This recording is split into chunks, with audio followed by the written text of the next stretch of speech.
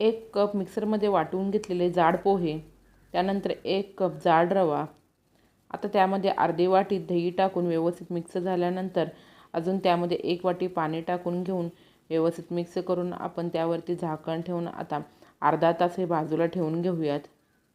हिरवी मिरची, आलं आणि ओला मटार टाकून ओबडधोबड वाटून घेऊयात. भिजलेल्या रव्यामध्ये जिरे, गाजर, वाटलेले वाटण, मीठ, थोडंसं तेल आणि कोथिंबीर टाकावी.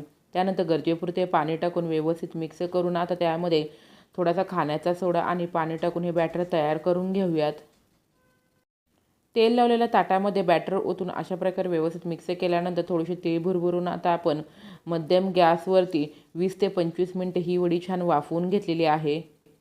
तेलामध्ये राई, जिरं, तीळ, हिंग, कढीपत्ता टाकून त्यानंतर वडी कट केलेली टाकून थोडेसे साखर आणि चिली फ्लेक्स, कोथिंबीर टाकून झटपट पोह्याची वडी तयार.